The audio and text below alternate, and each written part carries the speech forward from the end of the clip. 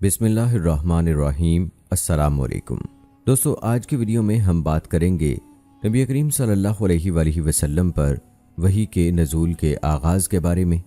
حضرت جبرائیل علیہ السلام اپنی اصل شکل میں نبی کریم صلی اللہ علیہ وآلہ وسلم کے سامنے کتنی مرتبہ حاضر ہوئے، اور ساتھ ہی دوستو آپ کو بتائیں گے ایک ایسے صحابی کے بارے میں کہ جن کی شکل میں حضرت جبرائیل علیہ السلام تشریف لاتے تھے، اور پھر دوستو بات کریں گے وحی کے رکنے اور اس کے دوبارہ آغاز کے بارے میں، اور دوستو پھر تذکرہ ہوگا رازداری کے ساتھ اور اعلانیہ تبلیغ کے بارے میں، اور دوستو آخر میں بات کریں گے کہ نبی کریم صلی اللہ علیہ وآلہ وسلم کو دین اسلام کی تبلیغ میں کن کن مشکلات کا سامنا کرنا پڑا، اور کفار قریش نے نبی کریم صلی اللہ علیہ وآلہ وسلم کو کن کن حربوں سے تبلیغ سے روکنے کی کوشش کی، کن کن حربوں کا انہوں نے استعمال کیا۔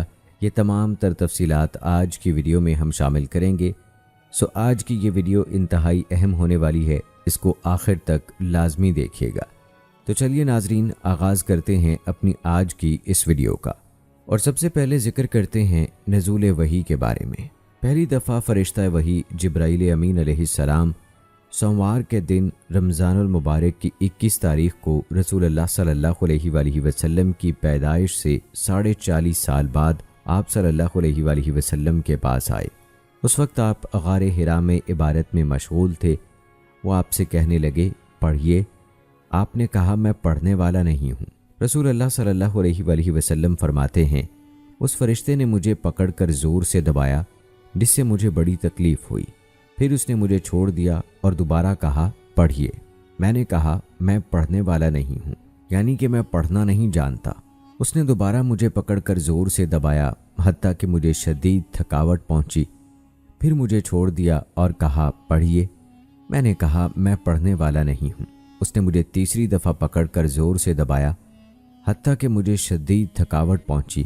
پھر اس نے مجھے چھوڑ دیا اور کہا، اپنے رب کا نام لے کر پڑھیے جس نے پیدا کیا۔ اس نے انسان کو ایک جمے ہوئے خون سے پیدا کیا۔ پڑھیے، اور آپ کا رب ہی سب سے زیادہ کرم والا ہے۔ وہ جس نے قلم کے ساتھ سکھایا، اس نے انسان کو وہ علم سکھایا جو وہ نہیں جانتا تھا۔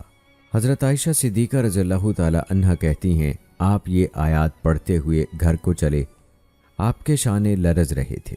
حضرت خدیجہ رضی اللہ تعالی عنہا کے پاس آئے اور فرمایا، مجھے لحاف اوڑھا دو۔ انہوں نے آپ صلی اللہ علیہ وآلہ وسلم کو لحاف اوڑھا دیا۔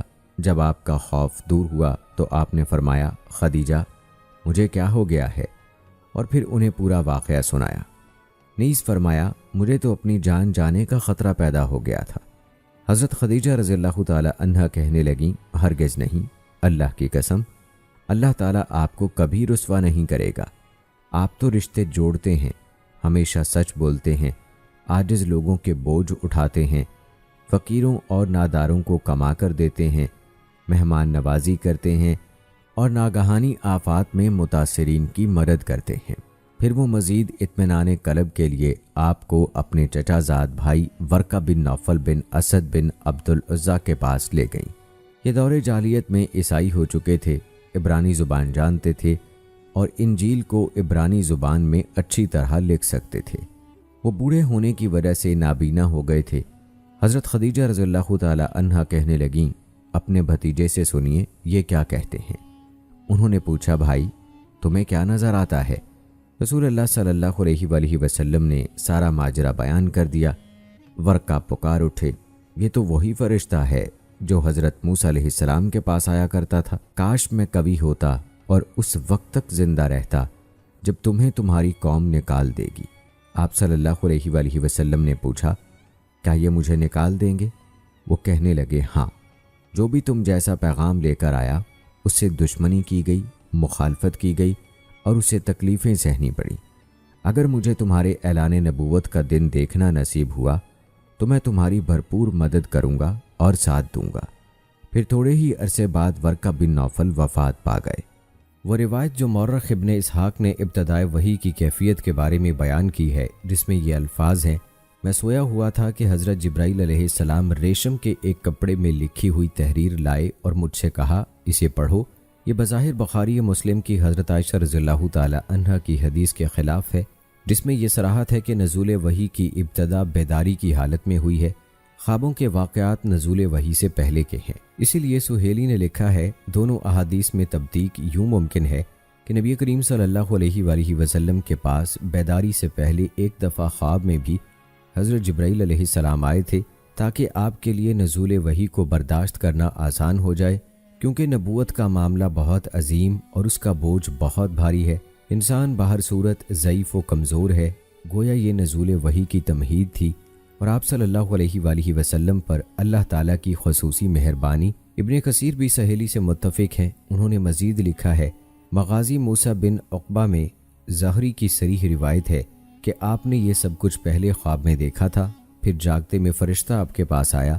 ابن کثیر ہی نے ایک دوسری جگہ لکھا ممکن ہے نیند والا واقعہ اس رات کی صبح کے بعد میں پیش آیا ہو جس رات آپ نے فرشتے کو بحالت بیداری دیکھا تھا، یہ بھی ہو سکتا ہے خواب خاصی مدت بعد آیا ہو، واللہ عالم۔ دوستو، اگر بات کی جائے وحی کے اثرات کی تو غار میں رسول اللہ صلی اللہ علیہ وآلہ وسلم کے ساتھ جو واقعہ پیش آیا اس پر حضرت خدیجہ رضی اللہ تعالی عنہا کا رد عمل ان کی عقل سلیم، بالغ نظری اور حسن تدبر کی گواہی دیتا ہے۔ اس موقع پر انہوں نے رسالت مآب صلی اللہ علیہ وآلہ وسلم کی جس طرح دلجوئی کی وہ ان کی شخصی فضیلت اور ان کے سلیم الفطرت ہونے کی بڑی مستند پہچان ہے۔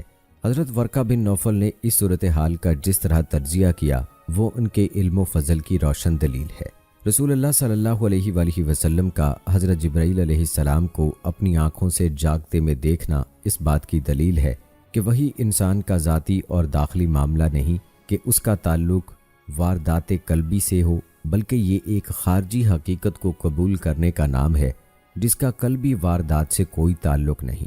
فرشتے کا آپ کو 3 دفعہ دبانا پھر چھوڑ کر اقرا کہنا اس خارجی حقیقت کو قبول کرنے کی مزید تاکید ہے، اور اس سے اس خیال کی ہر ممکن نفی ہوتی ہے کہ وہی داخلی خیالات سے ماورا کوئی چیز نہیں۔ اس واقعے میں نبی کریم صلی اللہ علیہ وآلہ وسلم کا خوف اس بات کا ثبوت ہے کہ آپ کو رسالت کی کوئی توقع نہیں تھی جس کا پیغام دنیا میں پھیلانے کی ذمہ داری آپ کو سونپی گئی۔ اس سے واضح ہوتا ہے کہ وہی سے آپ کے کسی اندرونی خیال یا منصوبے کی تکمیل نہیں ہوئی، بلکہ یہ تو ایک ایسی چیز تھی جو اچانک آپ صلی اللہ علیہ وآلہ وسلم پر طاری کر دی گئی۔ آپ کے دل میں پہلے سے اس کا خیال تک نہیں گزرا تھا۔ یہ حالت اس شخص کی نہیں ہو سکتی جو پہلے سے اس سوچ بچار میں مبتلا ہو اور تدریجی کشف کے ساتھ اس کا ایک عقیدہ بن جائے جس کی طرف وہ لوگوں کو دعوت دینے لگے۔ بعض مستشرقین نے آپ کے بارے میں اس قسم کے خود ساختہ خیالات ظاہر کیے ہیں۔ اللہ تعالیٰ اس بات پر قادر ہے کہ اپنے رسول صلی اللہ علیہ وآلہ وسلم کے دل کو مضبوط کر دیتا اور اسے اطمینان دلا دیتا کہ تجھ سے کلام کرنے والا جبرائیل ہی ہے اور وہ تجھے یہ بتلانے آیا ہے کہ تو بنی نوع انسان کی طرف اللہ تعالیٰ کا رسول ہے۔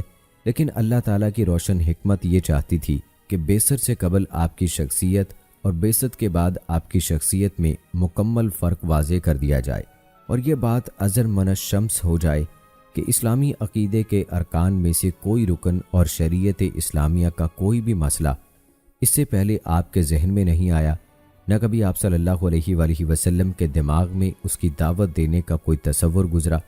اللہ تعالیٰ نے حضرت خدیجہ رضی اللہ تعالی عنہا کے دل میں یہ بات ڈال دی کہ وہ آپ کو ورقہ بن نوفل کے پاس لے جائیں تاکہ ان کی طرف سے آپ کو یہ یقین دہانی کرا دی جائے کہ آپ صلی اللہ علیہ وآلہ وسلم کی ذات بابرکات پر جو یہ واقعہ اچانک گزرا ہے یہ در حقیقت وحی الہی ہے جو اللہ تعالیٰ پہلے انبیاء پر نازل کرتے رہے ہیں، اور آپ کے دل سے خوف اور خدشات دور کر دیے جائیں جو اس واقعے سے آپ کے ذہن میں آئے تھے۔ اگر وہی کوئی داخلی چیز ہوتی تو قرآن مجید میں ایسی آیات نہ ہوتی جن میں آپ کو کسی کام پر ٹوکا گیا ہے یا اظہار ناراضی کیا گیا ہے۔ مثلا ایک دفعہ جب آپ سرداران قریش سے محو گفتگو تھے تو نابینا صحابی حضرت عبداللہ بن ام مکتوم رضی اللہ تعالی عنہ سے کچھ آراز کیا، حالانکہ وہ آپ کی خدمت میں دین کی باتیں پوچھنے آئے تھے، تو اللہ تعالیٰ نے اظہار ناراضی کیا، بلکہ اس صورت کا نام بھی ایسا رکھا گیا جس سے اس واقعے کے مضمون پر صریح دلالت ہوتی ہے، یعنی سورہ ابس۔ اس طرح بدر کے قیدیوں کے بارے میں بھی آپ کو سخت الفاظ میں تنبیہ کی گئی۔ حضرت زینب بنت جحش سے نکاح کے سلسلے میں بھی آپ کو فہمائش کی گئی۔ غزوہ تبوک میں آپ نے بعض جھوٹے معذوروں کو جنگ کے لیے جانے سے رخصت دے دی تھی۔ इस सिलसिले में भी आप पर एतराज़ किया गया, ए नबी, अल्लाह ने तुम्हें माफ़ कर दिया है, तुमने उन मुनाफिकीन को रुखसत क्यों दी? तुम रुखसत ना देते यहाँ तक कि तुम्हारे लिए वो लोग ज़ाहिर हो जाते जिन्होंने सच बोला और तुम झूठों को जान लेते। एक दफ़ा कुफारे कुरैश ने आपसे मुतालबा किया कि जब हम आया करें तो आप उन ग़ुलामों और कमियों को उठा दिया करें। आपके दिल में ख्याल पैदा हुआ कि चलो वक्ती तौर पर ऐसा कर लिया जाए तो क्या हरज है। इस पर अल्लाह ताला ने इन अल्फाज में तंबीह फरमाई, उन लोगों को हकारत से दूर मत हटाइए जो सुबह शाम अपने रब को पुकारते हैं और वो उस अपने रब का चेहरा चाहते हैं। इसकी तफसील के लिए तफसीर तिबरी में इस आयत की तफसीर से मुतल्लिका रिवायात मुलाहिजा करें। इनमें एक रिवायत अपने तमाम तरक के साथ सेहत के दर्जे को पहुंची हुई है, बल्कि इसका कुछ हिस्सा सही बुखारी में भी मौजूद है। अगर वही दाखिली चीज़ होती तो अल्लाह ताला अपने नबी मुकर्रम को यूं खिताब ना करता। फिर अगर तो उस किताब के मुताल्लिक शक में है तो हमने तेरी तरफ नाजिल की है, तो उन लोगों से पूछ ले जो तुझसे पहले किताब पढ़ते थे। यकीनन तेरे पास तेरे रब की तरफ से हक आ गया है, लिहाजा तू हरगिज़ शक करने वालों में से ना हो। अगर वही दाखिली चीज़ होती तो फिर उसकी क्या वजह है कि रसूल अल्लाह सल्लल्लाहु अलैहि वसल्लम कई दफ़ा साइलीन के जवाब में खामोशी इख्तियार कर लेते थे और बाज़ औक़ात तो कई दिन ये हालत बरकरार रहती थी, बल्कि आपको बाज़ औक़ात बड़ी मुशक्क़त और परेशानी भी उठानी पड़ती थी। वाक़या उफ़क़ में आप महीना भर परेशान रहे, जब वही तक नहीं आई, मामला साफ़ नहीं हुआ। यह भी अल्लाह ताला की हिकमत का तकाज़ा था कि आप उम्मी रहें और लिखना पढ़ना ना सीखें, ताकि कुरान के मुब्दा और उसके सरचश्मे के बारे में किसी जहन में कोई शक व शुबा बाकी ना रहे। खुद अल्लाह अज़्ज़ा वजल ने इरशाद फरमाया है, और तू इस कुरान से पहले कोई किताब नहीं पढ़ता था और न उसे अपने दाएं हाथ से लिखता था। अगर ऐसा होता तो बातिल परस्त यकीनन शक करते। और दोस्तों, आइए अब बात करते हैं कि जब नबी करीम सल्लल्लाहु अलैहि वसल्लम पर वही का सिलसिला रुका और फिर दोबारा से जारी हुआ। इस वाक़े के बाद हज़रत जिब्राईल अलैहिस्सलाम नबी अकरम सल्लल्लाहु अलैहि वसल्लम की खिदमत में आने से रुके रहे। कितनी मुद्दत तक रुके रहे, इसमें इख्तलाफ है। दक्तूर बूती ने लिखा, राजे वो है जो इमाम बहकी रहमतुल्लाह अलैह ने रिवायत किया है कि यह मुद्दत 6 माह थी। बाज़ सीरत निगारों ने हज़रत इब्न अब्बास रज़ियल्लाहु ताला अन्हु की रिवायत को ज़्यादा दुरुस्त करार दिया है, जिसमें यह मुद्दत 40 दिन बतलाई गई है। ये भी कहा गया है कि वही चंद दिन मुनक़ता रही। रसूल अल्लाह सल्लल्लाहु अलैहि वसल्लम वही रुक जाने से बहुत परेशान हुए। रिवायत में है कि आपने कई मरतबा इरादा किया कि किसी पहाड़ की चोटी से कूद जाएं। अल्लामा अलबानी रहमतुल्लाह अलैह ने इस बात को ज़ईफ़ करार दिया है, क्योंकि अव्वलन ये इमाम ज़ाहरी से ऊपर बिला सनद है और दूसरा खुदकशी अनबिया की शान के ख़िलाफ़ है। अनबिया मासूम होते हैं। इनक़ता वही का दौर गुजर जाने के बाद वही का नज़ूल दोबारा शुरू हुआ। इसकी तफसील खुद रसूल अल्लाह सल्लल्लाहु अलैहि वसल्लम की ज़ुबानी सुनिए। एक दफ़ा मैं जा रहा था कि अचानक मैंने आसमान से एक आवाज़ सुनी। मैंने अपनी नज़र उठाई तो वही फ़रिश्ता नज़र आया जो गारे हिरा में मेरे पास आया था। वो आसमान और ज़मीन के दरमियान एक कुर्सी पर बैठा था। मैं डर गया और वापस घर चल दिया। मैंने घर पहुंचते ही कहा, मुझे लिहाफ ओढ़ा दो, मुझे लिहाफ ओढ़ा दो। उसके बाद अल्लाह ताला ने सूरह मुदस्सिर की ये आयात नाजिल की, ए कंबल ओढ़ कर लेटने वाले, उठ खड़ा हो और लोगों को डरा और अपने रब ही की बड़ाई बयान कर और अपने कपड़े पाक रख और नापाकी छोड़े। उसके बाद वही तवातर और बाकायदगी से आने लगी। वही रुकने की हिकमत ये थी कि रसूल अल्लाह सल्लल्लाहु अलैहि वसल्लम के दिल में हसूल वही का ज़ौक़ शौक़ पैदा हो जाए, क्योंकि अब आप सल्लल्लाहु अलैहि वसल्लम पर यह हकीकत अज़र मिन शम्स हो चुकी थी कि मैं नबी बना दिया गया हूँ। वही के एक दफ़ा रुक जाने और फिर कुछ अरसे बाद जारी होने से उस हकीकत की मज़ीद तायद होती है, जिसका हम जिक्र पहले कर चुके हैं कि वही रसूलुल्लाह सल्लल्लाहु अलैहि वसल्लम की ज़ात से एक जुदागाना चीज़ है। आपके ज़ाती ख़यालात व तसव्वुरात का नाम वही नहीं है। दोस्तों, अगर बात की जाए वही के तरीके की, तो हाफिज़ इब्नुल क़य्यिम रहमतुल्लाह अलैह कहते हैं, अल्लाह ताला ने मोहम्मद सल्लल्लाहु अलैहि वसल्लम के लिए वही के तमाम तरीके इस्तेमाल किए। मसलन सच्चा ख्वाब, आप सल्लल्लाहु अलैहि वसल्लम पर वही की इब्तदा इसी तरीके से हुई। हज़रत आयशा रज़ियल्लाहु ताला अन्हा की रिवायत है, रसूलुल्लाह सल्लल्लाहु अलैहि वसल्लम पर वही की इब्तदा सच्चे ख्वाबों से हुई। आप जो ख्वाब भी देखते وہ روز روشن کی طرح رونما ہو جاتا۔ کبھی فرشتہ رسول اللہ صلی اللہ علیہ وآلہ وسلم پر ظاہر ہوئے بغیر آپ کے دل و دماغ میں کوئی چیز ڈال دیتا۔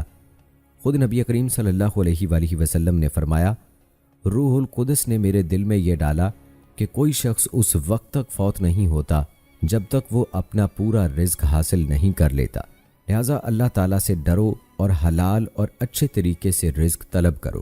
کبھی فرشتہ رسول اللہ صلی اللہ علیہ وآلہ وسلم کے سامنے ایک آدمی دہیہ قلبی رضی اللہ تعالیٰ عنہ ایک صحابی کی مشابہ صورت میں ظاہر ہوتا، آپ سے باتیں کرتا اور آپ صلی اللہ علیہ وآلہ وسلم اس کی بات یاد کر لیتے۔ اس صورت میں کبھی کبھی صحابہ بھی اسے دیکھ لیتے تھے۔ کبھی رسول اللہ صلی اللہ علیہ وآلہ وسلم کی طرف وہی گھنٹی کی ٹن ٹن کی مانند آتی تھی اور یہ صورت آپ صلی اللہ علیہ وآلہ وسلم پر بہت گراں گزرتی تھی۔ فرشتہ وہی اس آواز میں آ ملتا، وہی کی شدت کی وجہ سے آپ صلی اللہ علیہ وآلہ وسلم کی پیشانی پر پسینہ چمک اٹھتا اور آپ کی اونٹنی زمین پر گھٹنے ٹیک دیتی تھی۔ کبھی رسول اللہ صلی اللہ علیہ وآلہ وسلم فرشتے کو اس کی اصلی صورت میں دیکھتے اور وہ آپ پر اللہ تعالیٰ کے حکم کے مطابق وحی کرتا۔ ایسا صرف 2 مرتبہ ہوا۔ سورہ نجم میں صراحت موجود ہے، اللہ تعالیٰ نے اس وقت آپ صلی اللہ علیہ وآلہ وسلم پر براہ راست وحی کی جب شب معراج میں آپ آسمانوں کے اوپر تھے۔ اس وقت اللہ تعالیٰ نے 5 نمازیں فرض کیں اور مزید باتیں بھی ہوئیں۔ اللہ تعالیٰ کا فرشتے کے توسط کے بغیر براہ راست کلام کرنا بالکل ویسے ہے جیسے اللہ تعالیٰ حضرت موسیٰ علیہ السلام سے براہ راست ہم کلام ہوا۔ حضرت موسیٰ علیہ السلام کی یہ منزلت قرآن کی صریح عبارت سے ثابت ہے اور اللہ نے موسیٰ سے واقعی کلام کیا ہے۔ یہ عالی مرتبہ ہمارے نبی کریم صلی اللہ علیہ وآلہ وسلم کو معراج کی رات حاصل ہوا۔ رسالت مآب صلی اللہ علیہ وآلہ وسلم نے فرمایا، پھر مجھے اور اونچا لے جایا گیا حتیٰ کہ میں ایک مقام پر پہنچا جہاں مجھے کلموں کی سرسراہٹ سنائی دیتی تھی۔ نمازوں کی تعداد میں تخفیف کے لیے بار بار اوپر جانے سے بھی یہی سمجھ میں آتا ہے کہ اس وقت اللہ تعالیٰ رسول اللہ صلی اللہ علیہ وآلہ وسلم سے براہ راست محو کلام تھا۔ آئیے دوستو، ویڈیو میں آگے بڑھتے ہوئے بات کرتے ہیں اسلامی دعوت کے مراتب اور ان کے مراحل کی۔ علامہ ابن القیم رحمۃ اللہ علیہ نے اس کے 5 مراتب بیان کیے ہیں۔ سب سے پہلا ہے نبوت، دوسرا اپنے قریبی رشتہ داروں کو عذاب الہی سے ڈرانا، تیسرے نمبر پر اپنی قوم کو ڈرانا، چوتھے نمبر پر ان لوگوں کو ڈرانا جن کے پاس اس سے پہلے کوئی ڈرانے والا نہیں آیا تھا یعنی تمام عرب، اور نمبر 5 قیامت تک کے تمام لوگوں کو ڈرانا جن تک آپ صلی اللہ علیہ وآلہ وسلم کی دعوت پہنچے، چاہے وہ انسان ہوں یا جن۔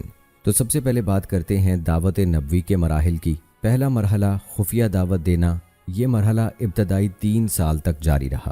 دوسرا مرحلہ اعلانیہ دعوت دینا لیکن لڑائی سے پرہیز کرنا، یہ مرحلہ ہجرت مدینہ تک جاری رہا۔ تیسرا مرحلہ اعلانیہ دعوت دینا اور ان لوگوں سے ڈٹ کر مقابلہ کرنا جو خود لڑائی کی ابتدا کریں، یہ مرحلہ صلح حدیبیہ تک جاری رہا۔ چوتھا مرحلہ اعلانیہ دعوت دینا اور ہر اس شخص سے ڈٹ کر لڑنا جو اسلامی دعوت کے راستے میں رکاوٹ بنے۔ رسول اللہ صلی اللہ علیہ وآلہ وسلم کے ان مراحل دعوت سے ذہن میں ایک سوال پیدا ہوتا ہے کہ کیا موجودہ دور میں حکومت اسلامیہ کے قیام کی خاطر دعوت کا کام کرنے والوں کے لیے ان مراحل کے بالحاظ ترتیب زمانہ مرحلہ وار پابندی ضروری ہے؟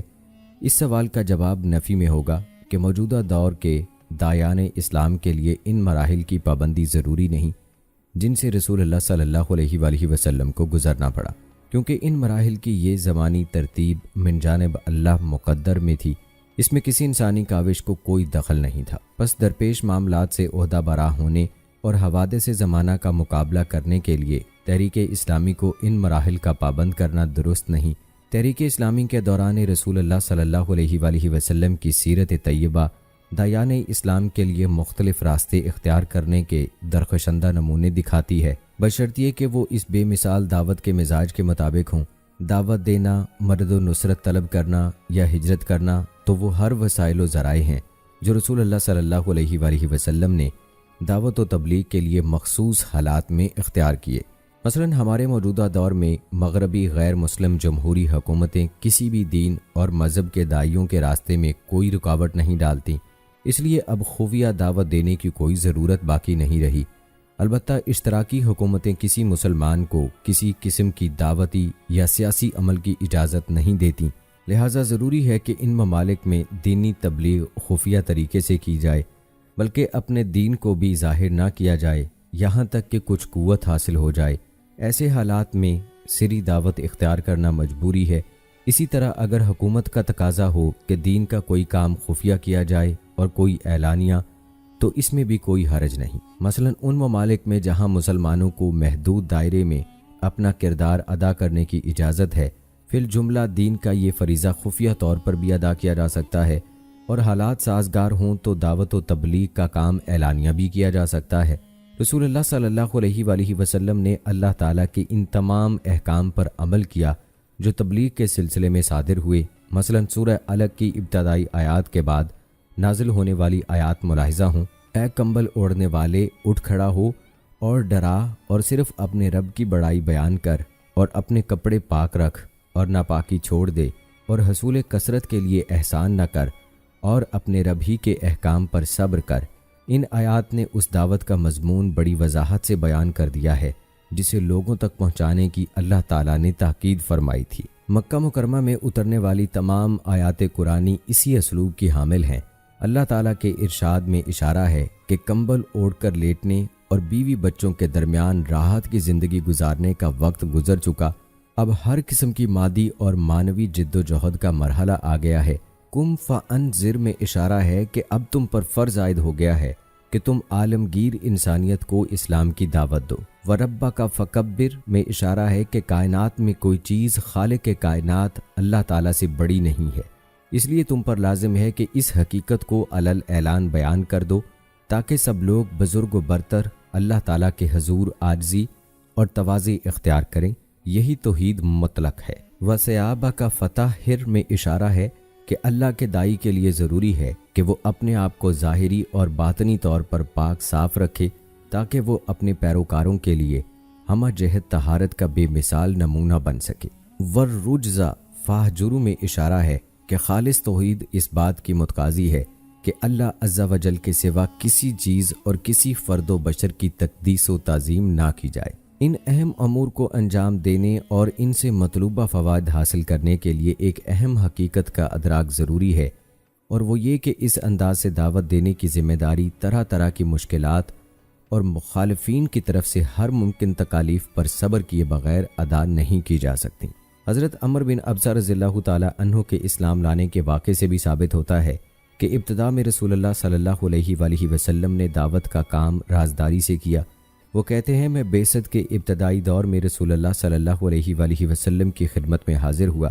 اس وقت آپ مکہ مکرمہ میں چھپے ہوئے تھے۔ آپ صلی اللہ علیہ وآلہ وسلم نے تبلیغ کی ابتدا توحید کی دعوت اور شرک سے برات و بیزاری سے کی۔ اس دور میں آپ کی ساری تگ و دو انہی لوگوں تک محدود رہی جن سے آپ کا کوئی نہ کوئی رشتہ یا تعلق تھا، مثلا بیوی، بیٹیاں، آزاد کردہ غلام زید بن حارثہ، گھر پر ورش پانے والے حضرت علی بن ابی طالب، اور دوست یا جن پر آپ کو اعتماد تھا کہ وہ راز افشا نہیں کریں گے، بس وہ اولین لوگ جو دین اسلام میں داخل ہوئے۔ دوستو اگر بات کی جائے السابقون والاولون کی کہ جنہوں نے سب سے پہلے اسلام قبول کیا، ان میں نام آتا ہے ام المومنین حضرت خدیجہ رضی اللہ تعالی عنہا کا۔ آپ مشہور قول کے مطابق سب سے پہلے مسلمان ہوئیں اور نبی کریم صلی اللہ علیہ وآلہ وسلم کی رسالت کو قبول کر لیا۔ وہ کافروں کی مخالفت اور بدسلوکی پر آپ صلی اللہ علیہ وآلہ وسلم کی ہمت بندھاتی تھیں، اسی لیے وہی سب سے پہلی شخصیت ہیں جنہیں جنت کی خوشخبری دینے کا آپ صلی اللہ علیہ وآلہ وسلم کو حکم دیا گیا۔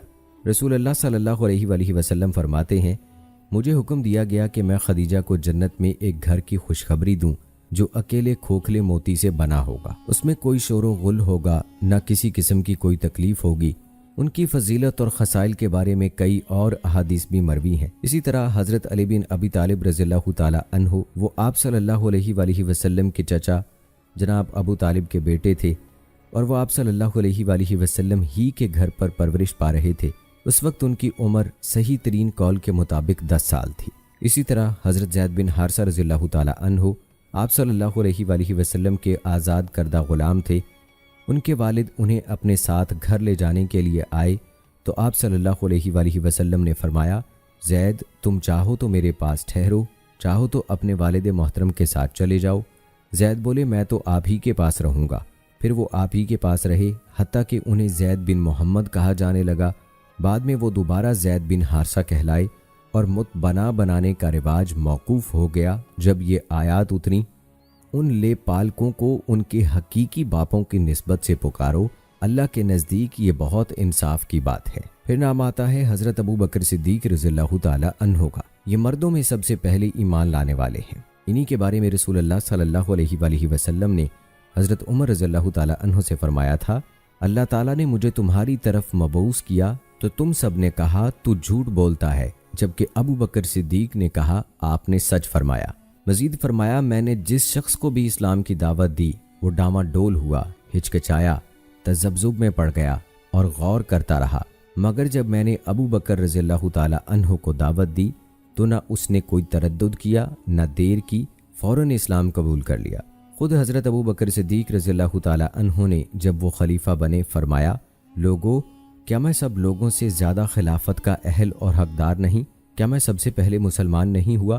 خفیہ تبلیغ کے ضمن میں حضرت ابو بکر صدیق رضی اللہ تعالی عنہ نے بھی اپنے رشتہ داروں، حلیفوں، دوستوں اور قابل اعتماد لوگوں کے گھر جا کر ان پر محنت کی، جس کے نتیجے میں معززین کی ایک جماعت دائرہ اسلام میں داخل ہو گئی، مثلا عثمان بن عفان، زبیر بن عوام، طلحہ بن عبید اللہ، سعد بن ابی وقاص، عبد الرحمن بن عوف، عثمان بن مظعون، ابو عبیدہ بن جراح، ابو سلمہ بن عبد الاسد اور ارقم بن ابی الارقم۔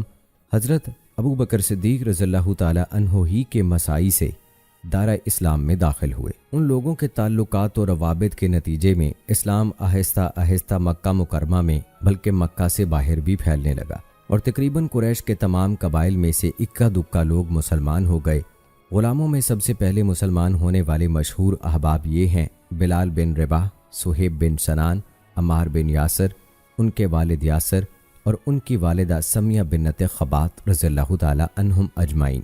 مختصر عرصے میں قریش کے مختلف خاندانوں میں سے اسلام لانے والوں کی تعداد 40 سے زیادہ ہو گئی۔ مورخ ابن حشام نے ان کی یہی تعداد بتائی ہے، جبکہ یمری نے 50 سے زائد افراد کا تذکرہ کیا ہے۔ یہ امر بھی پایا ثبوت کو پہنچا ہے کہ حضرت ورقہ بن نوفل بھی اولین مسلمانوں میں شامل ہیں۔ رسول اللہ صلی اللہ علیہ وآلہ وسلم نے فرمایا، میں نے انہیں خواب میں دیکھا، انہوں نے سفید کپڑے پہنے ہوئے ہیں، اگر وہ جہنمی ہوتے تو سفید کپڑوں میں ملبوس نہ ہوتے۔ ایک دوسری روایت میں اس سے بھی زیادہ صریح الفاظ ہیں، میں نے انہیں خواب میں دیکھا، وہ سفید کپڑوں میں ملبوس تھے، میں نے انہیں جنت کے درمیان دیکھا، انہوں نے ریشمی لباس پہن رکھا تھا۔ آپ صلی اللہ علیہ وآلہ وسلم نے فرمایا، ورقہ کو برا نہ کہو، میں نے خواب میں ان کے 1 یا 2 باغ دیکھے ہیں۔ مزید فرمایا، وہ قیامت کے دن اکیلے ایک امت کی حیثیت سے اٹھائے جائیں گے۔ سب سے پہلے مسلمان ہونے والے سابقین اولین کے ناموں سے یہ حقیقت اجاگر ہوتی ہے کہ وہ اپنی قوم کے بہترین افراد تھے۔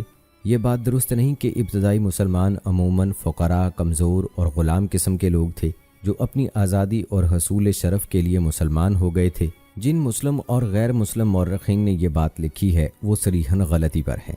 حقیقت یہ ہے کہ جن صحابہ رضی اللہ تعالی عنہم کو اسلام کی خاطر شدید عذاب اور تکلیف کی انتہائی شرمناک صورتوں کا سامنا کرنا پڑا، وہ غلام یا آزاد کردہ غلام تھے۔ ان پر سب لوگوں کے سامنے ہولناک تشدد ہوا، اس لیے یہ زیادہ مشہور ہو گئے، جبکہ خاندانی لوگ اپنے خاندان کی وجہ سے محفوظ رہے۔ اگر ان میں سے کسی کو اذیت کا شکار ہونا بھی پڑا تو وہ صرف ان کے خاندان ہی کی حد تک تھا، اس لیے ان کا معاملہ خفیہ رہا اور وہ زیادہ مشہور نہیں ہوئے۔ اس مفہوم کی کئی حدیث مذکور ہیں۔ امام احمد رحمۃ اللہ علیہ نے حضرت ابن مسعود رضی اللہ تعالی عنہ کا یہ ارشاد نقل کیا ہے، سب سے پہلے 7 حضرات نے اپنے اسلام کا اعلان کیا: رسول اللہ صلی اللہ علیہ وآلہ وسلم، ابو بکر، عمار، ان کی والدہ سمیہ، بلال، صہیب اور مقداد رضی اللہ تعالی عنہ۔ رسول اللہ صلی اللہ علیہ وآلہ وسلم اپنے چچا ابو طالب کی وجہ سے محفوظ رہے۔ حضرت ابو بکر رضی اللہ تعالی عنہ بھی اپنی قوم کی بنا پر بچے رہے۔ باقی 5 کو مشرکین نے جکڑ لیا، انہیں لوہے کی قمیضیں پہنا کر تپتی دھوپ میں لٹاتے رہے۔ مورخ ابن اسحاق کا بیان ہے کہ قریش اسلام کا اعلان کرنے والوں پر ٹوٹ پڑے اور ہر قبیلہ اپنے درمیان مسلمان ہو جانے والے شخص پر ٹوٹ پڑتا تھا۔ نیز یہ بھی بیان کیا گیا کہ جب حضرت ولید بن ولید مسلمان ہو گئے تو بنو مخزوم کے کچھ لوگ حشام بن ولید کے پاس پہنچے تاکہ وہ حشام سے یہ اجازت لے لیں کہ وہ حضرت ولید اور اس قبیلے کے دیگر مسلمان نوجوانوں کو دین اسلام سے باز رکھنے کے لیے ان کے خلاف اوچھے ہتھ کنڈے استعمال کر سکیں۔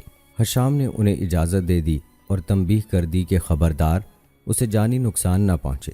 اس قبیلے میں سے سلمہ بن ہشام اور عیاش بن ابی ربیعہ بھی مسلمان ہو چکے تھے۔ ابن اسحاق نے حضرت عمر رضی اللہ تعالی عنہ کی ہجرت کے واقعے میں لکھا ہے کہ قریش نے ہشام بن عاص بن وائل سہمی کو حضرت عمر رضی اللہ تعالی عنہ اور عیاش کے ساتھ ہجرت کرنے سے بہترین بہانوں کے ذریعے سے روک دیا تھا اور وہ ان کے جھانسے میں آ گیا تھا۔ پھر 2 ہیلے بہانوں سے عیاش کو بھی جکڑ کر مدینے سے مکہ واپس لے آئے تھے۔ حضرت عمر بن خطاب رضی اللہ تعالی عنہ اسلام لانے سے قبل اپنے چچا زاد بھائی حضرت سعید بن زید رضی اللہ تعالی عنہ کو باندھ دیا کرتے تھے اور اسے اسلام چھوڑنے پر مجبور کرتے تھے۔ رسول اللہ صلی اللہ علیہ وآلہ وسلم ان مظلوم مسلمانوں کے لیے کچھ کرنے کی پوزیشن میں نہیں تھے۔ آپ صلی اللہ علیہ وآلہ وسلم مدینہ منورہ تشریف لانے کے بعد بھی دعا کے علاوہ ان کے حق میں کچھ نہیں کر سکتے تھے۔ آپ ان کے لیے یوں دستے بادعا رہتے، اے اللہ، ولید بن ولید، سلمہ بن ہشام، عیاش بن ابی ربیعہ اور مکہ میں دوسرے مظلوم مسلمانوں کو نجات عطا فرما۔ اے اللہ، کفار قریش پر سخت سزا لاگو فرما اور ان پر حضرت یوسف علیہ السلام کے زمانے جیسا قحط مسلط فرما۔ حافظ ابن حجر رحمۃ اللہ علیہ نے حدیث ہرقل میں ابو سفیان کے 2 الفاظ سینا اور شرفا کی وضاحت کی ہے۔ ان کے نزدیک اس سے مراد یہ ہے کہ رسولوں کے پیروکار عموماً نرم طبیعت اور نرم مزاج لوگ ہوتے ہیں، متکبر اور تند مزاج لوگ نہیں ہوتے جو حسد اور ظلم کی بنا پر انبیاء کی مخالفت پر کمر بستہ رہتے ہیں، جیسے ابو جہل اور اس کے ساتھی۔ گویا اس روایت میں شرف سے تکبر مراد ہے۔ اسی تفسیر کی روشنی میں ہمیں ان عبارات کا مفہوم متعین کرنا چاہیے جن میں شرفاء اور مستضعفین جیسے الفاظ مذکور ہیں۔ یہ بات ذہن نشین رہنی چاہیے کہ 67 سابقون والاولون میں سے صرف 13 صحابہ فقراء مستضعفین آزاد کردہ غلام یا اجمی تھے اور یہ کل تعداد کا 5واں حصہ ہے۔ ظاہر ہے اتنی قلیل تعداد کو اکثریت نہیں کہا جا سکتا۔ آئیے اب بات کرتے ہیں خفیہ دعوت کی حکمت کے حوالے سے۔ جناب رسول اللہ صلی اللہ علیہ وآلہ وسلم نے ابتدا میں اسلام کی دعوت دینے میں جو مخفی طریقہ کار اختیار کیا، اس میں دراصل ہر زمان و مکان کے داعیان اسلام کے لیے یہ ہدایت اور تعلیم مضمر ہے کہ احتیاط اور ظاہری اسباب کا خیال رکھنا نہ صرف جائز بلکہ ضروری ہے۔ دعوت اسلامی کے مقاصد کے حصول کے لیے وہ تمام وسائل اختیار کرنے چاہیے جو عقل سلیم کی روشنی میں ضروری نظر آئیں۔ البتہ یہ سوچ تو کل اللہ پر غالب نہیں آنی چاہیے۔ انسان کو وسائل و اسباب ضرور اختیار کرنے چاہیے، مگر ان اسباب پر بھروسہ نہیں کرنا چاہیے۔ بھروسہ صرف اللہ کی ذات عالی پر رکھنا چاہیے۔ اسباب و تدابیر پر یقین رکھنا ایمان باللہ اور اسلامی دعوت کے مزاج کے منافی ہے۔ یہاں یہ بات بھی ملحوظ خاطر رہنی چاہیے کہ اس دور میں نبی اکرم صلی اللہ علیہ وآلہ وسلم کی تبلیغ و دعوت کا یہ انداز ایک رہبر اور قائد کی سیاست کا تقاضا تھا۔ بحیثیت نبی من جانب اللہ آپ کو ایسی کوئی ہدایت نہیں ملی تھی۔ جمہور فقہائے مسلمین کا اجماع و اتفاق ہے کہ جب مسلمان کم تعداد یا تھوڑے سے جنگی ساز و سامان کی بنا پر اس پوزیشن میں نہ ہوں کہ دشمن پر کوئی کار ضرب لگا سکیں، بلکہ خود ان کے بے فائدہ مارے جانے کا اغلب گمان ہو، تو ایسی صورت میں اپنی جان بچانے کی مصلحت پر عمل کیا جائے، کیونکہ جنگ کی صورت میں وہ فائدہ حاصل نہیں ہوگا جو جنگ سے مقصود ہے، یعنی دین کی حفاظت و اشاعت۔ مشہور فقیہ عز الدین بن عبدالسلام نے یہ بات خوب اچھی طرح واضح کی ہے۔ دکتور بوتی اس پر تبصرہ کرتے ہوئے لکھتے ہیں، گہری نظر سے دیکھا جائے تو یہ در حقیقت دین کا مفاد ہے، کیونکہ دین مصلحت بھی ایسی صورت میں یہی تقاضا کرتی ہے کہ مسلمانوں کی جانیں محفوظ رہیں تاکہ وہ آگے بڑھ کر ان دوسرے میدانوں میں جد و جہد کریں جن میں فائدے کا زیادہ امکان ہو، ورنہ اگر وہ مارے جاتے ہیں تو اس میں خود دین کا نقصان ہوگا اور کافروں کو کھل کھیلنے کا موقع مل جائے گا اور وہ آسانی کے ساتھ دین کا خاتمہ کر دیں گے۔ گویا ایسے حالات میں جنگ نہ کرنا دین کے ایک اہم یقینی فائدے کو ایک موہوم فائدے پر ترجیح دینا ہے۔ خفیہ دعوت کی حکمت کے بعد بات کرتے ہیں اعلانیہ دعوت کی۔ مسند احمد میں حضرت علی رضی اللہ تعالی عنہ سے روایت ہے کہ جب آیت یہ نازل ہوئی جس کا ترجمہ ہے اور اپنے سب سے قریبی رشتہ داروں کو ڈراؤ، اتری تو رسول اکرم صلی اللہ علیہ وآلہ وسلم نے اپنے سارے خاندان کو اکٹھا کیا۔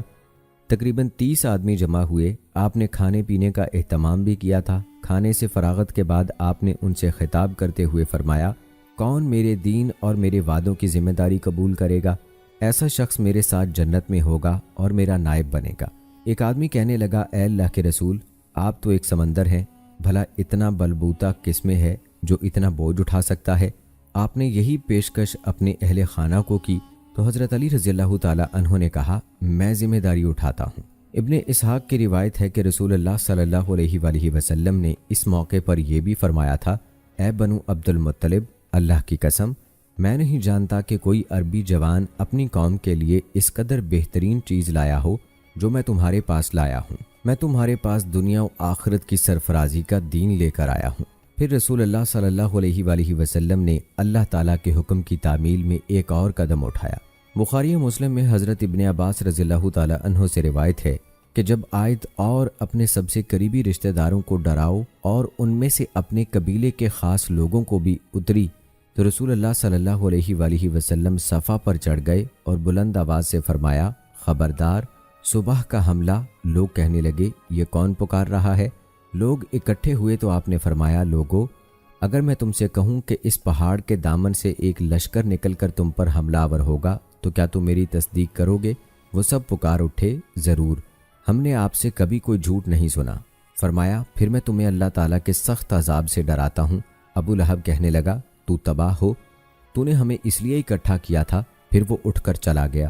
ادھر یہ آیت نازل ہوئی، تبت یدا ابی لہب و تب، ابو لہب کے دونوں ہاتھ ٹوٹ گئے اور وہ خود تباہ ہو گیا۔ صحیحین میں حضرت ابو ہریرہ رضی اللہ تعالی عنہ سے روایت ہے کہ جب آیت اور اپنے سب سے قریبی رشتہ داروں کو ڈراؤ اتری تو رسول اللہ صلی اللہ علیہ وآلہ وسلم نے تمام قریش کو بلایا اور وہ سب آ گئے۔ آپ نے ان سے عمومی خطاب بھی فرمایا اور نام لے لے کر بھی خبردار کیا، اے بنو کعب بن لوی، اپنے آپ کو آگ سے بچا لو۔ اے بنو مرہ بن کعب، اپنے آپ کو آگ سے بچا لو۔ اے بنو عبد شمس، اپنے آپ کو آگ سے بچا لو۔ اے بنو عبد مناف، اپنے آپ کو آگ سے بچا لو۔ اے بنو ہاشم، اپنے آپ کو آگ سے بچا لو۔ اے بنو عبد المطلب، اپنے آپ کو آگ سے بچا لو۔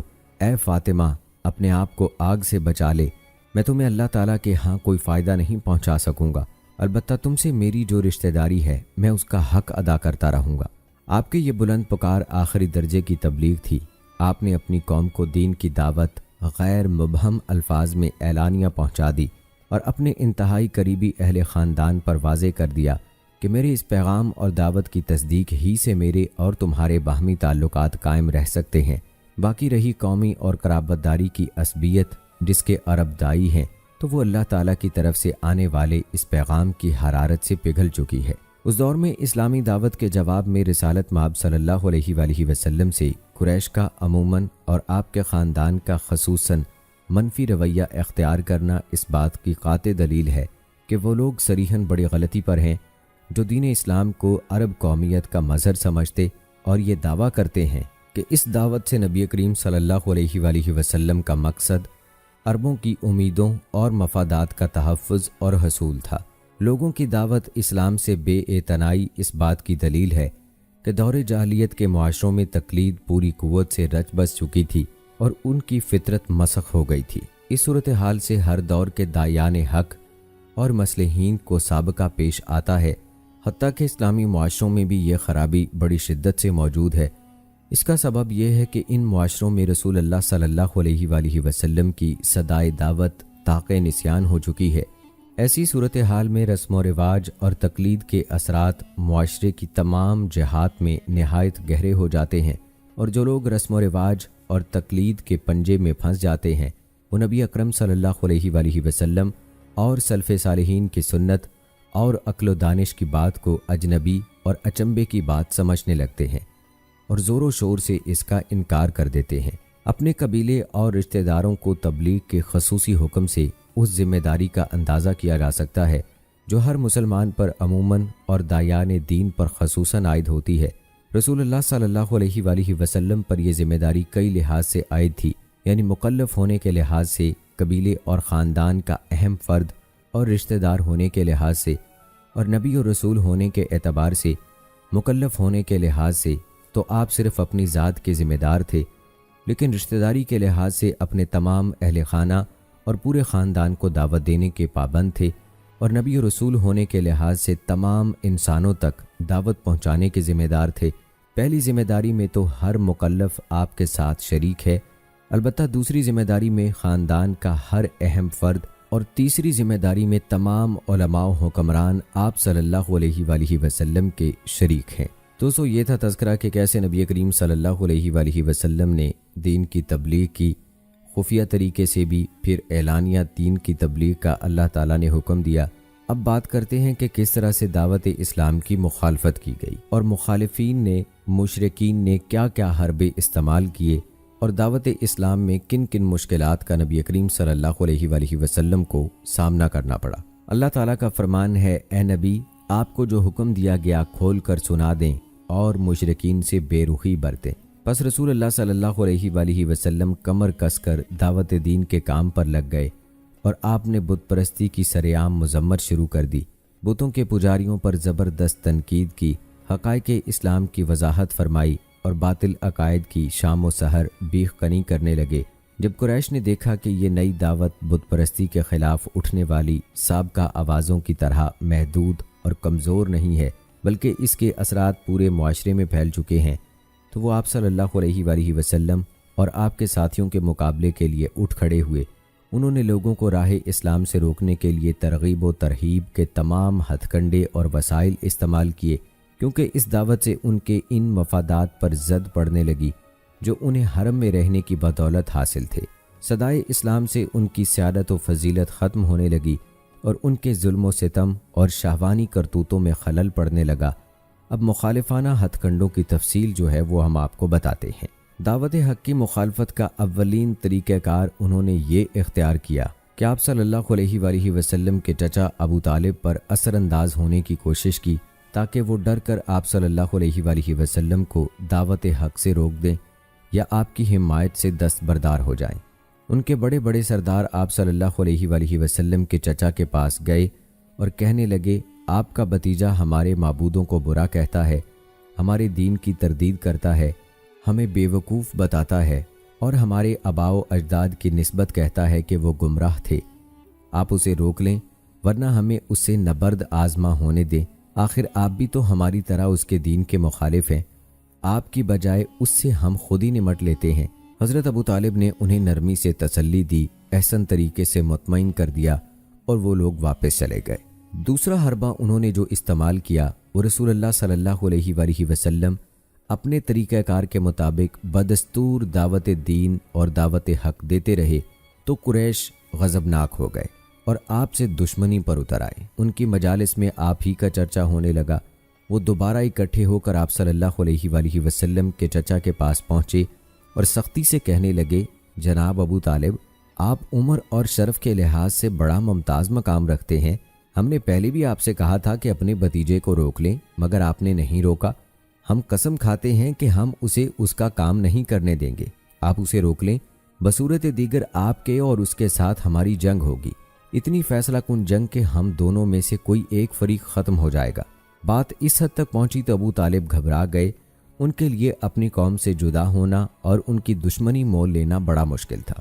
وہ یہ بھی برداشت نہ کر سکتے تھے کہ رسول اللہ صلی اللہ علیہ وآلہ وسلم کو ان ظالموں کے رحم و کرم پر تنہا بے یار و مددگار چھوڑ دیں۔ اس لیے انہوں نے رسول اللہ صلی اللہ علیہ وآلہ وسلم کو قوم کا پیغام سنایا اور کہا، بھتیجے، مجھ پر اور اپنی ذات پر رحم کرو، مجھ پر اتنا بوجھ نہ ڈالو کہ میں اٹھا نہ سکوں۔ ابن اسحاق کی روایت ہے کہ رسول اللہ صلی اللہ علیہ وآلہ وسلم نے فوراً اندازہ لگا لیا کہ چچا جان میرا بوجھ اٹھانے کی سکت نہیں رکھتے، اس لیے فرمایا، چچا جان، اللہ کی قسم، اگر یہ لوگ میرے دائیں ہاتھ پر سورج اور بائیں ہاتھ پر چاند بھی لا کر رکھ دیں اور مطالبہ کریں کہ میں دین کی تبلیغ روک دوں، تب بھی میں اللہ رب العزت کے دین کی دعوت دینے سے باز نہیں آؤں گا، حتیٰ کہ اللہ تعالیٰ اس دین کو غالب کر دے یا میں اپنی جان آفرین کے سپرد کر دوں۔ اس وقت شدت جذبات سے آپ صلی اللہ علیہ وآلہ وسلم کی آنکھوں میں آنسو آ گئے تو آپ اٹھ کر چل پڑے۔ جو ہی آپ نے منہ موڑ کر قدم آگے بڑھایا، چچا نے بے قرار ہو کر کہا، بھتیجے واپس آؤ۔ آپ واپس ہوئے۔ چچا نے پورے جوش و خروش سے کہا، بھتیجے جاؤ، جو جی میں آتا ہے کہو، اللہ کی قسم میں جیتے جی تمہیں تنہا نہیں چھوڑوں گا۔ ابن اسحاق کی ایک دوسری روایت جو عقیل بن ابی طالب سے ہے کہ کفار قریش کی دھمکی کے بعد अब्बा जान ने मुझे रसूल अल्लाह सल्लल्लाहु अलैहि वसल्लम को बुलाने भेजा। जब आप तशरीफ़ लाए तो अब्बा जान ने कहा, भतीजे, ये तुम्हारी कौम के लोग कहते हैं कि तुम इन्हें इनकी मजलिसों और बैतुल्लाह में तकलीफ़ देते हो। भतीजे, इन्हें तकलीफ़ मत दो। रसूल अल्लाह सल्लल्लाहु अलैहि वसल्लम ने नज़र आसमान की तरफ उठाई और फरमाया, आप सूरज को देखते हैं? वो बोले, हाँ। आपने फरमाया, जिस तरह आप इससे कोई शोला नहीं ला सकते, इसी तरह मैं भी अपना काम नहीं छोड़ सकता। अबू तालिब सरदारानी कुरैश से कहने लगे, अल्लाह की कसम, मेरे भतीजे ने कभी कोई गलत बात नहीं की। जाओ, चले जाओ, ये रिवायत सही है। यहाँ एक अहम नुक्ता है कि कुरैश के मुकाबले में रसूल अल्लाह सल्लल्लाहु अलैहि वसल्लम का इंतहाई महकम मौक़िफ़ यकीनन अल्लाह ताला की वही और हुक्म की बिना पर था, मगर हज़रत अबू तालिब का मौक़िफ़ इंतहाई ताज्जुब अंगेज़ है कि उन्हें किस चीज़ ने इतना जर्री बना दिया। इलामा इब्ने कसीर रहमतुल्लाह अलैह ने इसकी ये तौजीह की है कि अल्लाह ताला ने उनके दिल में आप सल्लल्लाहु अलैहि वसल्लम की मोहब्बत कूट कूट कर भर दी थी। अलबत्ता ये मोहब्बत तिबई थी, शरई नहीं थी। उनका अपनी कौम के दीन पर कायम रहना भी अल्लाह ताला ही की अजीम हिकमत पर मबनी था। अगरचे अबू तालिब भी मुसलमान हो जाते तो मुशरिकीन कुरैश के नज़दीक उनका कोई शर्फ़ व मर्तबा बाकी ना रहता। ना वो उनसे डरते, ना उनका एहतराम करते, बल्कि जुर्रत करके आप सल्लल्लाहु अलैहि वसल्लम के साथ भी दस्त दराजी और गुस्ताखियाँ करने लगते। रब अजीम जो चाहता है करता है और जो बेहतर होता है वही करता है। अल्लाह ताला ने अपनी मखलूक की तबीयत मुख्तलिफ बनाई है। दोनों अबू तालिब और अबू लहब आपके काफिर चचा हैं। दोनों में से एक चचा अबू तालिब तो सिर्फ टखनों तक आग में होगा, मगर दूसरा चचा अबू लहब जहन्नम के सबसे गहरे गड्ढे में होगा, जिसके बारे में अल्लाह ताला ने अपनी किताब में एक सूरत उतारी जो मिंबरों महराब में गूंजती है, वाज और खुतबों में पढ़ी जाती है और अब तक पढ़ी जाती रहेगी। इस सूरत का मफहूम यह है कि वो भड़कती आग में दाखिल होगा और उसकी बीवी भी जो ईंधन उठाए फिरती है। अबू तालिब ज़िंदगी भर रसूल अल्लाह सल्लल्लाहु अलैहि वसल्लम के लिए कुफार के सामने दीवार बनकर खड़े रहे। उन्होंने आप सल्लल्लाहु अलैहि वसल्लम को गर्म हवा तक नहीं लगने दी, अलबत्ता एलानिया कबूल इस्लाम से गुरेजा रहे। रिवायत है कि ये आयत उन्हीं के बारे में उतरी है और वो दूसरों को उस नबी से रोकते हैं और ख़ुद भी उससे दूर रहते हैं। अब तीसरा हरबा जो कुफार ने इस्तेमाल किया था वो था झूठे इल्ज़ामात। कुफार मुशरिकीन ने लोगों को दीन इस्लाम से रोकने के लिए आप सल्लल्लाहु अलैहि वसल्लम पर जुनून की तोहमत लगाई। इरशाद बारी ताला है, और उन्होंने कहा, ए वो शख्स जिस पर यह जिक्र नाजिल किया गया है, तू तो मजनून दीवाना है। उनकी ये बात भी नकल फरमाई और वो कहते हैं कि ये शख्स तो पागल है। अल्लाह ताला ने सूरह कलम में उन्हें जवाब दिया, आप अपने रब के फजल से मजनून नहीं है। दूसरा इल्ज़ाम जादू का लगाया। इस सिलसिले में इरशाद रब्बानी है, उन लोगों को ताज्जुब है कि उनके पास उन्हीं में से एक डराने वाला आया और काफिरों ने कहा, यह सख्त झूठा जादूगर है। दूसरी जगह वजाहत फरमाई, और जालिमों ने कहा कि तुम तो महज एक सहर ज़दा शख्स की पैरवी करते हो। वलीद बिन मुगीरा हैरान था कि कुरान मजीद के बारे में क्या कहे। जब हज का मौसम करीब आया तो उसने अपने ग्रोह के शदीद मुखालिफिन को इकट्ठा किया और कहा, कुरैशियो, मौसम हज आ रहा है, अरब के तमाम इलाकों से लोग आएंगे। उन सब लोगों ने तुम्हारे इस नबी के बारे में सब कुछ सुन रखा है। अब तुम सोचो समझो और इत्तफाक कर लो कि इसके बारे में उन्हें क्या कहोगे। ऐसा नहीं होना चाहिए कि कोई कुछ कहता रहे और कोई कुछ। इस तरह तुम खुद ही एक दूसरे की तकजीब करते होगे। गर्ज ये कि इसी मौजू पर बातें होती रहीं। काफिर लोग ये एतराफ़ करते रहे कि वो काहिन, शायर या जादूगर नहीं हो सकता। बिलाखिर उन्हें इस बात पर इत्तफाक करना पड़ा कि वो लोगों से कहेंगे कि ये जादूगर है, क्योंकि वो रिश्तेदारों में जुदाई डाल देता है। अल्लाह ताला ने वलीद के बारे में वही नाजिल फरमाई, छोड़ मुझे और उसको जिसे मैंने अकेला ही पैदा किया। फिर वो हर आने वाले हाजी के पास खुद जाते और उसे आप सल्लल्लाहु अलैहि वसल्लम की पैरवी से डराते थे, लेकिन उसका उल्टा नतीजा निकला। हाजी वापस गए तो सारे अरब में आप ही का चर्चा हो गया और बहुत से लोग हज के दिनों में ही मुसलमान होने लगे। हज़रत तुफ़ैल बिन अमर दोसी रज़ियल्लाहु ताला अन्हु के इस्लाम लाने का वाक़या इसी हकीकत का तर्जुमान है। उनका वाक़या यूँ है कि वो मक्का आए तो कुफ़ारे कुरैश में से कुछ लोग उनके पास जा पहुँचे। हज़रत तुफ़ैल नहायत अक्लमंद, शायर और सरबा आवरदा शख्स थे। कुफ़ार कहने लगे, जनाब तुफ़ैल, आप हमारे शहर में आए हैं, आपको मुत्तला करना ज़रूरी है कि यहाँ एक शख्स हमारे लिए मुसीबत बन गया है। उसने हमारी जमीयत का शराजा भी खेर दिया है, हम में तफरीक डाल दी है। उसकी बातें जादू का असर रखती हैं, وہ اپنی باتوں سے باپ بیٹے، بھائی بھائی اور خاوند بیوی کو جدا کر دیتا ہے۔ ہمیں خوف ہے مبادا وہ آپ کی قوم سے بھی ایسا سلوک کرے، بس آپ اس سے کوئی بات کریں نہ اس کی کوئی بات سنیں۔ وہ مسلسل انہیں ڈراتے رہے حتیٰ کہ انہوں نے اپنے کانوں میں روئی ٹھونس لی۔ لیکن اللہ کا کرنا ایسا ہوا کہ جب رسول اکرم صلی اللہ علیہ وآلہ وسلم کعبہ کے پاس نماز پڑھ رہے تھے تو انہیں آپ صلی اللہ علیہ وآلہ وسلم کی قرات سننے کا اتفاق ہوا۔ نتیجہ یہ نکلا کہ نہ صرف وہ بلکہ ان کی قوم کے بھی بہت سے افراد مسلمان ہو گئے۔ جھوٹ بولنے کا الزام، اس کے بارے میں اللہ تعالیٰ کا ارشاد ہے، کافروں نے کہا یہ بڑا جھوٹا جادوگر ہے۔ نیز ارشاد باری تعالیٰ ہے، کافروں نے کہا یہ سب جھوٹ ہے جو اس نے خود ہی گھڑ لیا ہے، اور اس کام میں دوسرے لوگوں نے بھی اس کی مدد کی ہے۔ قصے کہانیاں گھڑنے کا الزام، اللہ تعالیٰ نے فرمایا، انہوں نے کہا یہ پہلے لوگوں کی کہانیاں ہیں جو اس نے لکھوائی ہیں، تو وہ پہلے اور پچھلے پہر اس پر پڑھی جاتی ہیں۔ انہوں نے یہ بھی کہا کہ قرآن اللہ تعالیٰ کی طرف سے نازل نہیں ہوا بلکہ یہ انسانی تخلیق ہے۔ اللہ تعالیٰ نے فرمایا، اور بلا شبہ یقیناً ہم جانتے ہیں کہ وہ کافر کہتے ہیں اسے تو ایک آدمی ہی سکھاتا ہے، اس کی زبان جس کی طرف وہ غلط نسبت کر رہے ہیں اجمی ہے جبکہ یہ فصیح عربی زبان ہے۔ انہوں نے مومنوں کے گمراہ ہونے کا بھی پروپیگنڈا کیا۔ جب یہ کافر مومنین کو دیکھتے ہیں تو کہتے ہیں بلا شبہ یہ لوگ گمراہ ہیں۔ چوتھا حربہ انہوں نے یہ استعمال کیا کہ مذاق، طعنہ زنی، استہزاء اور تکبر کرنا شروع کر دیا۔ اللہ تعالیٰ نے مومنین کے ساتھ ان کے استہزاء کا ذکر یوں فرمایا ہے، اور اس طرح ہم نے بعض لوگوں کو بعض کے ذریعے سے آزمائش میں ڈالا ہے تاکہ وہ کافر انہیں دیکھ کر کہیں کیا ہمارے درمیان میں یہی لوگ ہیں جن پر اللہ نے احسان کیا ہے؟ کیا اللہ کو خوب علم نہیں کہ کون اس کے شکر گزار بندے ہیں؟ صحیح بخاری میں ہے کہ ایک عورت نے مذاق اڑاتے ہوئے رسول اللہ صلی اللہ علیہ وآلہ وسلم سے کہا، مجھے امید ہے کہ تیرا شیطان جن تجھے چھوڑ گیا ہے، کیونکہ میں دیکھتی ہوں وہ 2-3 دن سے تیرے پاس نہیں آیا۔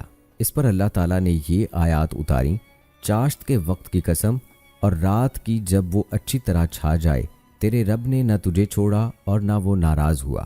صحیح بخاری کی ایک اور روایت میں ہے کہ ابو جہل نے مذاق اڑاتے ہوئے کہا تھا، اے اللہ، اگر یہ قرآن حقیقتاً تیری طرف سے آیا ہے تو ہم پر آسمان سے پتھر برسا یا ہم پر دردناک عذاب نازل کر۔ اس پر یہ آیات نازل ہوئیں، اور اللہ ایسا نہیں کہ انہیں عذاب دے جبکہ آپ ان کے اندر موجود ہوں، اور اللہ انہیں عذاب دینے والا نہیں جبکہ وہ استغفار کرتے ہوں، اور انہیں کیا ہے کہ اللہ انہیں عذاب نہ دے جبکہ وہ مسجد حرام سے روکتے ہیں۔ ابن اسحاق نے اراشی کا واقعہ بیان کیا ہے، اس سے ابو جہل نے اونٹ خریدا تھا لیکن قیمت دینے سے ٹال مٹول کرنے لگا۔ اس نے قریش سے مدد مانگی تو انہوں نے عذرائے مذاق اسے رسول اللہ صلی اللہ علیہ وآلہ وسلم کے پاس بھیج دیا کہ وہ تجھے انصاف دلائیں گے، حالانکہ وہ جانتے تھے کہ ابو جہل آپ صلی اللہ علیہ وآلہ وسلم کا جانی دشمن ہے۔ لیکن ہوا یہ کہ جب وہ غریب شکایت لے کر آپ کی خدمت میں پہنچا تو آپ اس کے ساتھ چل پڑے۔ ابو جہل کے گھر پہنچے اور اس کا حق اسے دلا دیا۔ بعد کو قریش نے ابو جہل سے پوچھا کہ تو نے اتنی آسانی سے قیمت کیوں دے دی؟ ہم تو تماشا دیکھنا چاہتے تھے۔ وہ کہنے لگا کہ تم سب کا ستیہ ناس ہو، اللہ کی قسم، جو ہی انہوں نے میرا دروازہ کھٹکھٹایا اور میں نے محمد کی آواز سنی تو میں مرعوب ہو گیا۔ میں باہر نکلا تو میں نے ان کے سر سے اوپر ایک زبردست نر اونٹ دیکھا۔ میں نے اتنا بڑا سر، اتنی موٹی گردن اور اتنے خوفناک دانت کسی بڑے سے بڑے اونٹ کے بھی نہیں دیکھے۔ اگر میں قیمت دینے سے انکار کرتا تو وہ اونٹ مجھے کچا چبا جاتا۔ کافروں کے ہنسی مذاق اور اشارے کنائے کو اللہ تعالیٰ نے اس طرح بیان فرمایا ہے، بلا شبہ مجرم لوگ ایمان والوں پر ہنسا کرتے تھے، اور جب وہ ان مسلمانوں کے پاس سے گزرتے تھے تو آپس میں آنکھوں سے اشارے کرتے تھے، اور جب اپنے اہل و عیال کے پاس لوٹتے تو دل لگی کرتے لوٹتے۔ صحیح سندوں سے ثابت ہے کہ قریشی سردار ایک دن حتیم میں بیٹھے رسول اللہ صلی اللہ علیہ وآلہ وسلم اور آپ کے دین کے بارے میں باتیں کر رہے تھے کہ اچانک رسول اللہ صلی اللہ علیہ وآلہ وسلم طواف کے لیے تشریف لے آئے۔ آپ ان کے پاس سے گزرے تو وہ باتوں باتوں میں آپ پر طنز کرنے لگے۔ آپ نے فرمایا، قریشیو، قسم اس ذات پاک کی جس کے ہاتھ میں میری جان ہے، میں تمہارے پاس ذبح کا حکم لے کر آیا ہوں۔ آپ کے یہ الفاظ سن کر وہ خوفزدہ ہو گئے۔ یہ بھی مشرکین کے تکبر اور استہزاء ہی کا مظاہرہ تھا کہ انہوں نے نبی کریم صلی اللہ علیہ وآلہ وسلم سے کہا، ہم صہیب، بلال اور خباب جیسے لوگوں کی موجودگی میں آپ کے پاس نہیں بیٹھ سکتے، انہیں اپنے پاس سے اٹھا دیں۔ آپ صلی اللہ علیہ وآلہ وسلم نے اس امید میں کہ شاید اسی طرح یہ اور دوسرے قریشی مسلمان ہو جائیں۔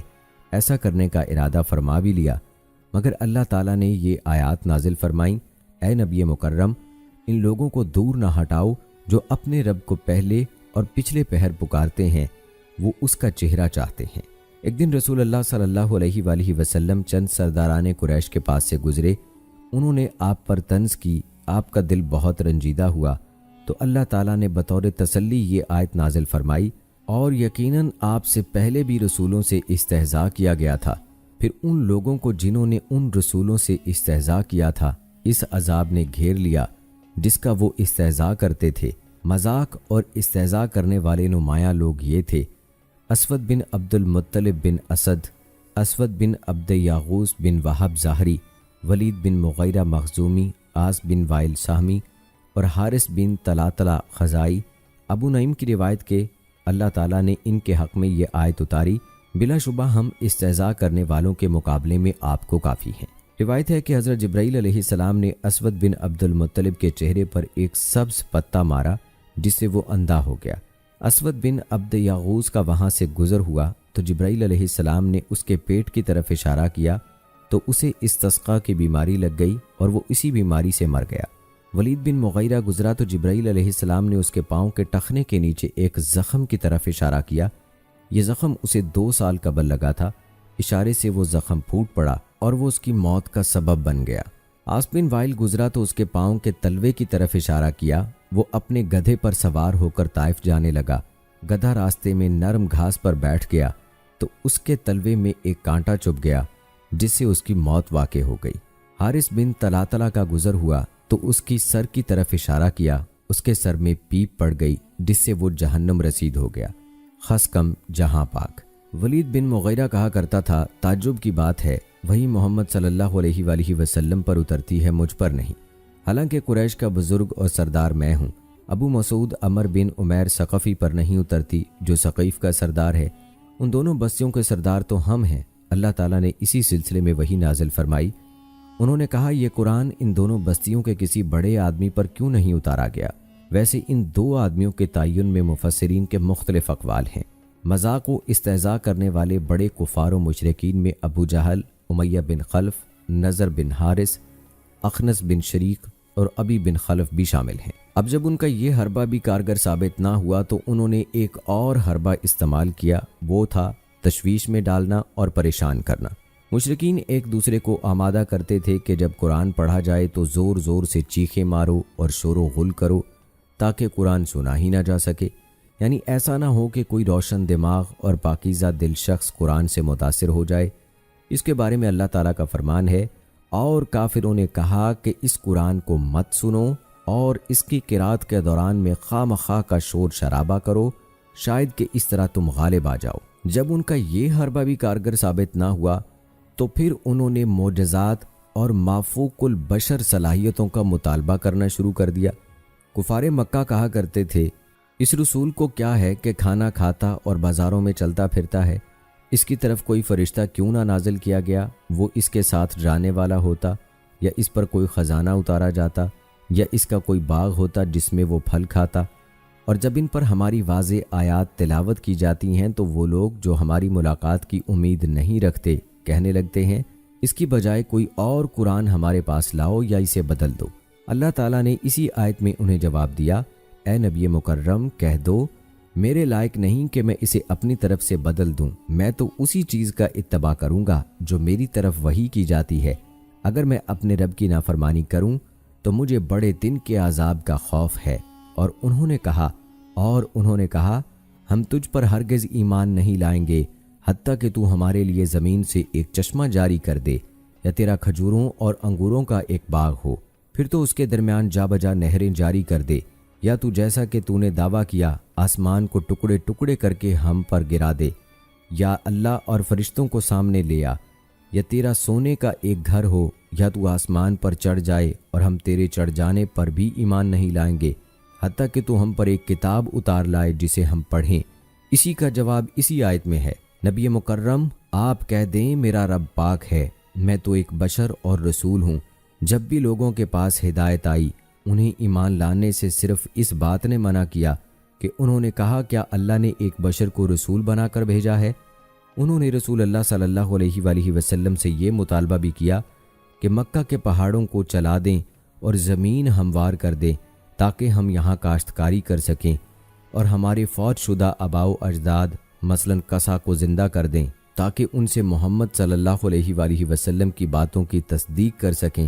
اللہ تعالیٰ نے اس کا جواب ارشاد فرمایا، اور اگر واقعی کوئی ایسا قرآن ہوتا جس کے ذریعے سے پہاڑ چلائے جاتے یا اس کے ذریعے سے زمین قطع کی جاتی یا اس کے ذریعے سے مردوں سے کلام کیا جاتا تو بھی وہ ایمان نہ لاتے، بلکہ اللہ ہی کے لیے سارا اختیار ہے، یعنی اللہ تعالیٰ کی مرضی کے بغیر میں ان میں سے کوئی کام نہیں کر سکتا۔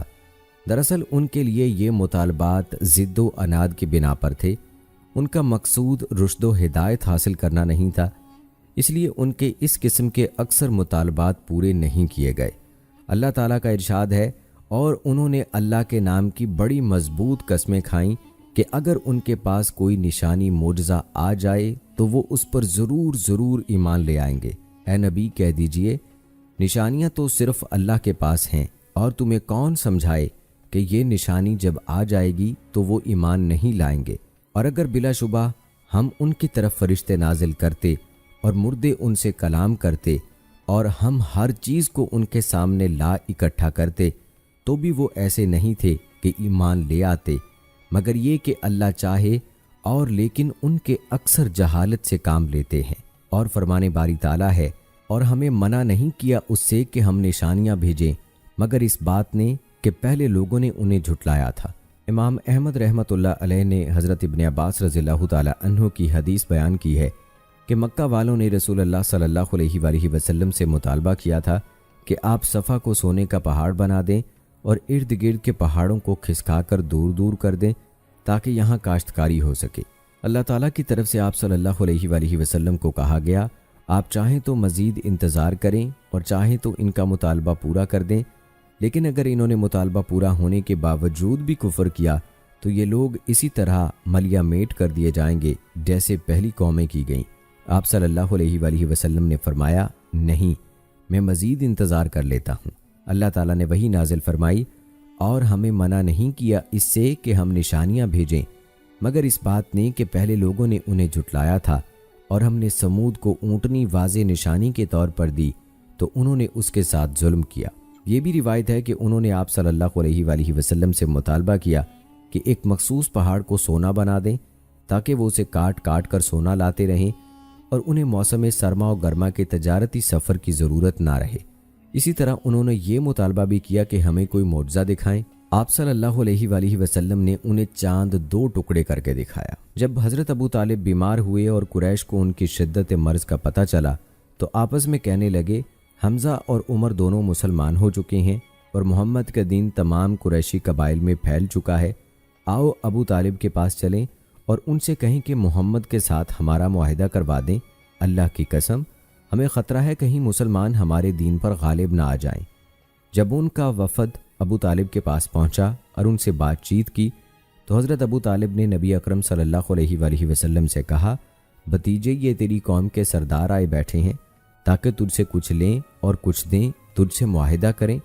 رسول اللہ صلی اللہ علیہ وآلہ وسلم نے فرمایا، جی ہاں، یہ لوگ صرف ایک کلمہ مجھے دے دیں، اس کے ذریعے سے یہ پورے عرب کے بادشاہ بن جائیں گے اور سارے عجم ان کے مطیع ہو جائیں گے۔ وہ لوگ آپ کی بات سن کر حیران و پریشان ہو گئے، کہنے لگے، صرف ایک کلمہ؟ آپ نے فرمایا، ہاں، صرف ایک کلمہ۔ ابو جہل کہنے لگا، ہاں، تمہارے باپ کی قسم 10 کلمے لے لو۔ آپ نے فرمایا، لا الہ الا اللہ کہہ دو اور اللہ کے سوا اپنے تمام معبودوں سے دستبردار ہو جاؤ۔ وہ حیرت سے ہاتھ بجانے لگے، پھر کہنے لگے، اے محمد، تم ہمارے تمام معبودوں کی بجائے صرف ایک معبود بنانے لگے ہو، یہ تو بڑے تعجب کی بات ہے۔ پھر وہ ایک دوسرے سے کہنے لگے، یہ شخص تمہیں تمہارے مطلب کی کوئی چیز نہیں دے گا، اٹھو اور اپنے دین پر جمے رہو حتیٰ کہ اللہ تعالیٰ ہی تمہارے اور اس کے درمیان کوئی فیصلہ فرما دے۔ پھر وہ اٹھ کر چلے گئے تو اللہ تعالیٰ نے ان کے بارے میں سورہ صاد کی ابتدائی آیات نازل کی۔ تو ناظرین کرام، یہ تھی ہماری آج کی ویڈیو، امید کرتے ہیں آپ کو پسند آئی ہوگی۔ آج کی اس ویڈیو کے متعلق اپنی رائے کا اظہار کمنٹ باکس میں لازمی کیجیے گا، اور اگر آپ نے ابھی تک ہمارا چینل سبسکرائب نہیں کیا ہے تو ابھی سبسکرائب کر لیں ساتھ میں بیل نوٹیفیکیشن کو ضرور آن کر لیجئے گا تاکہ لیٹسٹ اپلوڈ ہونے والی ویڈیوز کا نوٹیفیکیشن آپ کو بر وقت ملتا رہے۔ مجھے اگلی ویڈیو تک اجازت دیں۔ فی امان اللہ۔